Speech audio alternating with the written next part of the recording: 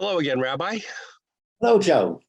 So I am doing some online training now about prejudice and bias in the workplace, and sort of makes me laugh because it makes me recall all the times where in work situations over the years I have committed errors in bias. And I remember as a cartoonist once, one of my young employees pointed out to me that when I drew a conference room full of people, that they were all Anglo-Saxon males of a certain age, and that helped me out in years to come because just being aware of that allowed me to correct it. So, do you find that awareness of bias in yourself is something that people can easily deal with? Not easily deal with, but you just summarized everything, Joe. Bias is about acknowledging and recognizing it in ourselves so that it doesn't affect our choices and the way we treat other people. It's extremely important in research. If you're doing a study and you have a population sample, if you have bias entering into it, you're not going to get a fair sample. You want every human being represented in this sample of a certain age with a certain blood pressure or medical condition so you can do a study on whatever it is you're studying. And if there's a bias involved, then the research won't be valid because there'll be a group of individuals that wasn't included in the study. And because certain individuals, no, not certain, all of us have a slightly different genetic makeup. Why can I get stung by a bee and nothing happens? You get stung by a bee and you have to pray that I'm going to use the EpiPen, because if I don't, you're in big trouble. But bees don't bother me at all. And I can, penicillin, I'm fine. Latex, I'm fine. There are individuals that have violent reactions to it. And so if we're doing a sample about responses to a medication, to latex, to bee stings, we want the population to be representative of all human beings and not only certain ones. So if I do a study of a group of students who are enrolled in private schools, then by the very nature of going to a private, very expensive school, we've excluded parts of the population, and the test, the drugs, whatever I'm examining, won't be a fair sample. So I'll come out saying, oh, children of high school age are perfectly fine to get this medication.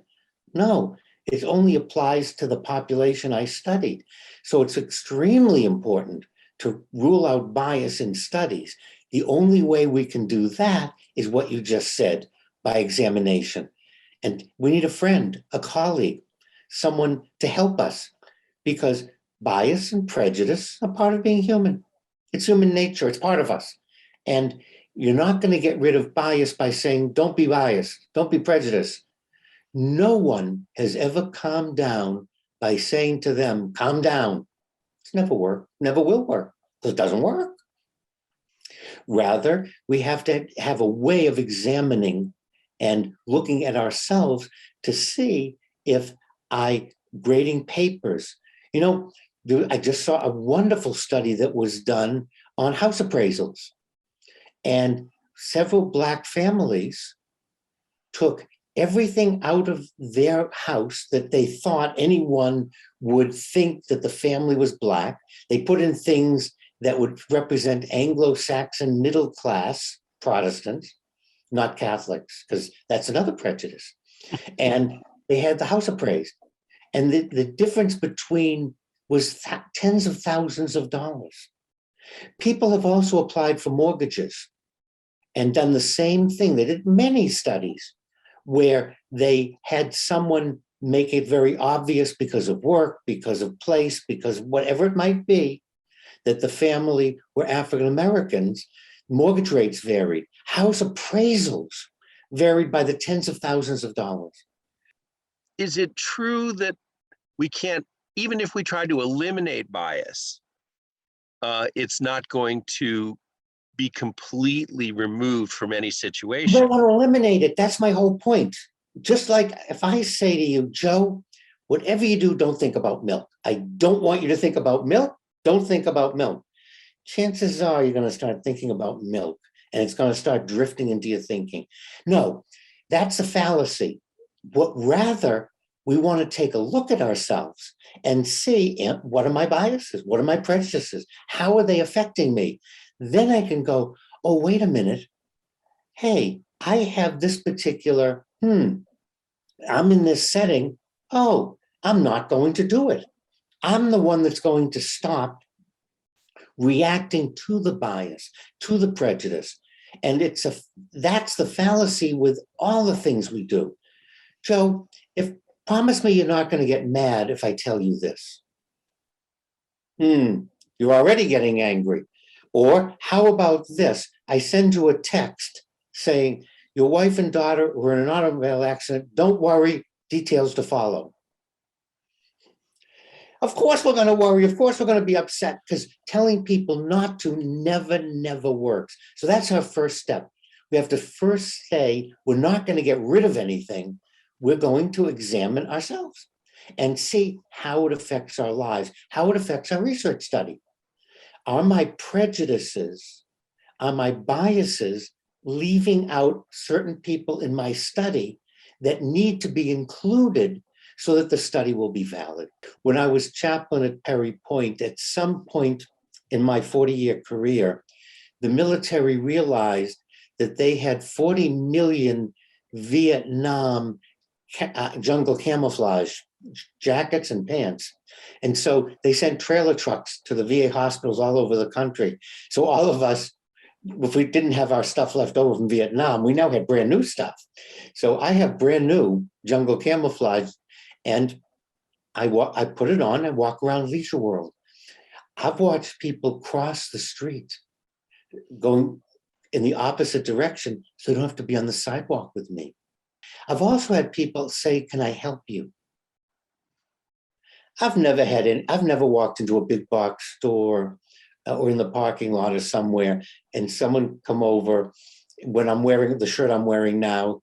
But when I wear my jungle camouflage, people ask me if they can help me. And that's a prejudice. Right away, they see Vietnam veteran. My point being, people have a prejudice, a prejudgment, a bias. And rather than the individual saying, what triggers my bias? What have a bias for? And is it helpful? Is it working? Is it an embarrassment? Is it getting in the way of my job? They just react to it. Then we have these programs to try to eliminate something that we can't eliminate. We're not going to eliminate it. So let's put it on the table and say, gee, and all of a sudden I'll go, I never realized I was doing that. Oh, I don't like myself. I'm not going to do it anymore. And then we change our behavior. Behaviors are a choice. Well, that was going to be my next question. Is there any situation where we can make bias a positive, where we can use that to our advantage? Well, you use the word to your advantage. Do you mean personal economic gain? In fact, that's what we see a lot of politicians doing. They get power and control by feeding bias and prejudice and feeding fear and hate. So it's to their advantage. So they're doing that. Now, do you mean in a positive way? Yes, of course.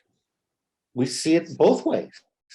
And we see it all the time. I keep coming back to the same topic. We're human.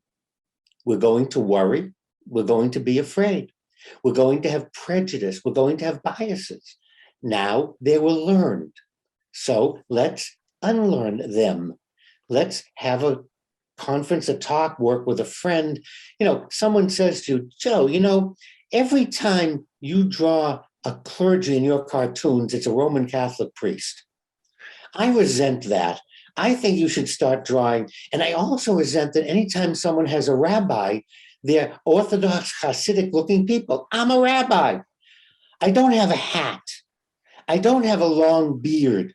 And yet when I see rabbis depicted anywhere, they don't look like me. They look like and that's a bias. Because there are more rabbis that don't look like that than do. That's a bias. And I think we have to confront it and say, rabbis are men and women in various forms of hair and beard. And it's the title we designate, not how they look. You know, I've had people say to me, gee, you don't look like a rabbi. But I've never had someone say to me, you don't look like a behavioral therapist, which I am. You could look at me and say, you don't look like a cartoonist. You're probably not. Because cartoonists do have a particular look about them. You can always pick a cartoonist out at a cocktail party. Well, I know a couple of cartoonists who would take you to task for that, Rabbi, but I am not one of them. And I think personally, you would look good in one of those hats, but I'm not going to be the judge. Thank you so much for the wisdom, as always. And I look forward to the next time, without prejudice, that we get to talk about things. And watch your own bias and prejudice when you draw a cartoon.